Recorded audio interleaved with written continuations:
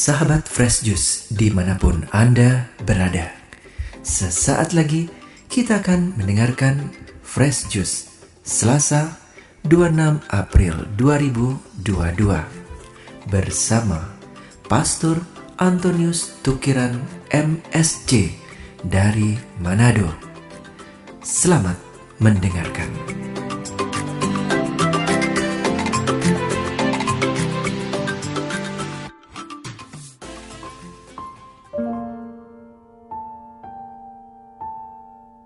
Para sahabat Fresh Juice yang terkasih, marilah kita membaca Injil edisi hari ini, Selasa 26 April tahun 2022. Tuhan bersamamu dan bersama rohmu.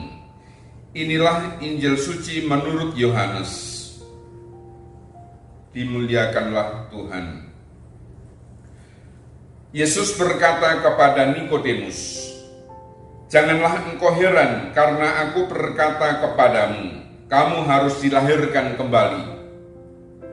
Angin bertiup kemana ia mau, dan engkau mendengar bunyinya, tetapi engkau tidak tahu dari mana ia datang atau kemana ia pergi. Demikianlah halnya dengan tiap-tiap orang yang lahir dari roh." Nikodemus menjawab katanya, "Bagaimanakah mungkin hal itu terjadi?" Jawab Yesus, "Engkau adalah pengajar Israel, dan engkau tidak mengerti hal-hal itu. Aku berkata kepadamu, sesungguhnya kami berkata-kata tentang apa yang kami ketahui, dan kami bersaksi tentang apa yang kami lihat, tetapi kamu tidak menerima kesaksian kami. Kamu tidak percaya waktu aku berkata-kata dengan kamu tentang hal-hal duniawi. Bagaimana kamu akan percaya kalau aku berkata-kata dengan kamu tentang hal-hal surgawi? Tidak ada seorang pun yang telah naik ke surga selain daripada Dia yang telah turun dari surga, yaitu Anak Manusia. Dan sama seperti Musa meninggikan ular di padang gurun, demikian juga Anak Manusia harus ditinggikan, supaya setiap orang yang percaya kepadanya beroleh hidup yang kekal." Demikianlah sabda Tuhan. Terpujilah Kristus. Para sahabat Fresh Juice yang terkasih, dalam Injil tadi Yesus berkata kepada Nikodemus, "Kamu harus dilahirkan kembali." Kata-kata Yesus ini merupakan penegasan dari kata-kata Yesus pada ayat-ayat sebelumnya. Pada Injil Yohanes bab 3 ayat 3, Yesus mengatakan kepada Nikodemus begini, "Aku berkata kepadamu, sesungguhnya jika seorang tidak dilahirkan kembali, ia tidak dapat melihat kerajaan Allah." Nah, pertanyaannya ialah, apa artinya dilahirkan kembali? Dalam Injil Yohanes sendiri sebenarnya tidak ada penjelasan dari pihak Yesus. Tetapi di dalam sejarah kekristenan ada rupa-rupa pengertian. Dan pengertian-pengertian itu bisa dikelompokkan menjadi dua. Yang pertama, dilahirkan kembali berarti pengalaman di mana orang merasa diri sebagai orang berdosa dan hukuman atas dosa adalah kematian. Tetapi pada saat yang sama, orang itu merasa bahwa Yesus telah mengambil alih hukuman itu dan menganugerahkan keselamatan. Nah, pengalaman itu dirasakan sebagai pengalaman yang sangat khas dan personal. Pemahaman seperti ini itu mulai muncul di dalam kekristenan Moravia dan kelompok-kelompok aliran sekte-sekte Protestan yang lain. John Wesley misalnya, seorang perintis gerakan yang kemudian disebut sebagai gerakan Metodis, pada tanggal 24 Mei tahun 1738 mengalami lahir kembali itu. Dia menceritakan pengalamannya itu begini.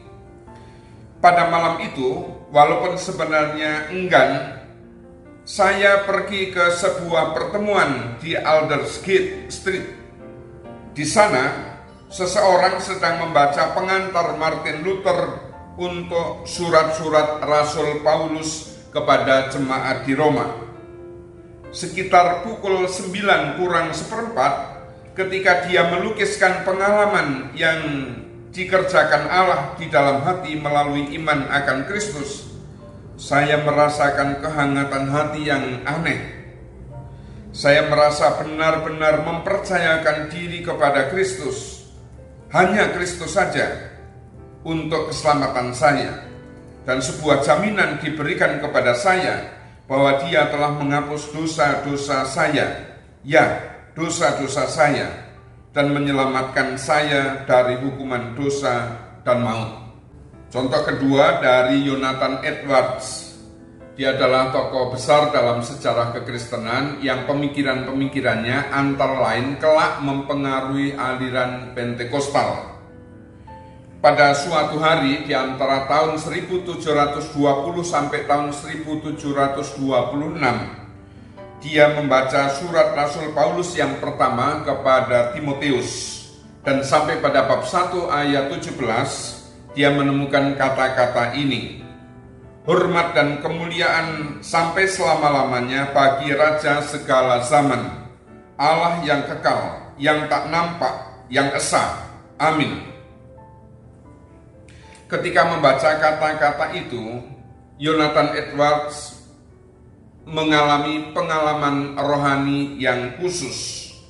Dia mengatakan, masuklah ke dalam jiwa saya dan seolah-olah menyebar melalui jiwa itu suatu pengalaman akan kemuliaan yang ilahi, perasaan yang baru, yang berbeda dari apa yang pernah saya alami sebelumnya.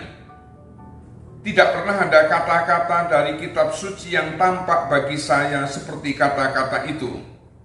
Saya pikir betapa luar biasa dia dan betapa bahagianya saya seharusnya. Saya terus mengucapkan dan seolah-olah menyanyikan kata-kata dari kitab suci itu untuk diri saya sendiri. Dan saya berdoa kepada Allah agar saya dapat menikmatinya.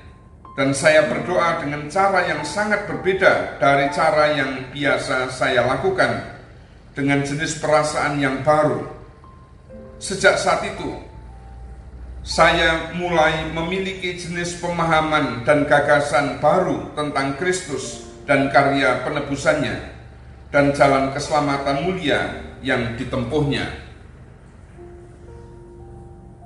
Dalam pengertian ini, lahir kembali adalah pengalaman yang sangat pribadi. Satu orang dengan orang yang lain mempunyai pengalaman yang berbeda. Kemudian pemahaman yang kedua. Dalam pemahaman kedua, dilahirkan kembali berarti mengimani Yesus dan ajaran-ajarannya sebagaimana diwahyukan dalam kitab suci. Iman itu dinyatakan dengan penerimaan sakramen baptis dan perlu diwujudkan dengan cara hidup sehari-hari.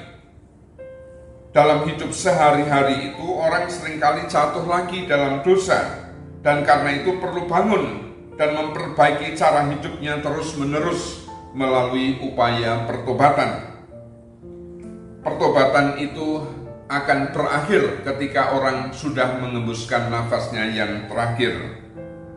Pandangan ini diikuti oleh gereja Katolik dan gereja-gereja Kristen lain pada umumnya. Dalam Katekismus Gereja Katolik dikatakan bahwa sakramen baptis merupakan permandian kelahiran kembali dan pembaharuan yang dikerjakan oleh Roh Kudus, karena menandakan dan melaksanakan kelahiran dari air dan roh yang dibutuhkan setiap orang untuk dapat masuk ke dalam kerajaan Allah. Saudara-saudari yang terkasih, pertanyaannya ialah, Mengapa kita perlu lahir kembali? Bukan karena kita merasa berdosa, tetapi karena kita hidup dalam situasi dosa. Situasi dosa itulah yang dalam Gereja Katolik dikatakan sebagai dosa asal. Lalu bagaimana dengan kita? Syukurlah kalau kita mempunyai pengalaman rohani yang menyentuh perasaan dan mengubah seluruh hidup kita. Dan pengalaman itu bersifat sangat personal. Tetapi kebanyakan orang tidak mengalami pengalaman yang istimewa itu. Kebanyakan orang mengalami pengalaman yang biasa-biasa saja. Itu tidak menjadi soal karena iman bukan soal perasaan dan pengalaman pribadi saja. Kalau kita membaca kitab suci, kita akan mengerti bahwa iman adalah perkara hidup bersama dengan umat beriman yang lainnya. Dalam hidup bersama dengan umat beriman lainnya itulah kita mewujudkan iman, kita dilahirkan kembali, kita tiap kali mengalami jatuh dan bangun. Dan itu adalah hal yang biasa. Iman perlu diwujudkan dalam hidup sehari-hari yang barangkali tidak terasa istimewa dan tidak bersifat personal. Marilah kita memohon agar perjalanan hidup kita sungguh menjadi sebuah proses dari yang tadi disebut sebagai lahir kembali.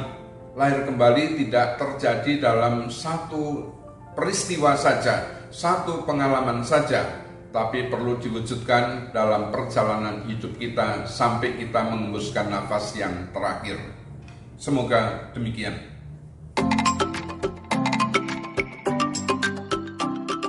Sahabat Fresh Juice, kita baru saja mendengarkan Fresh Juice Selasa 26 April 2022. Saya Yofi Setiawan beserta segenap tim Fresh Juice mengucapkan terima kasih kepada Pastor Antonius Tukiran untuk renungannya pada hari ini. Sampai berjumpa kembali dalam Fresh Juice edisi selanjutnya. Jaga kesehatan dan salam Fresh Juice.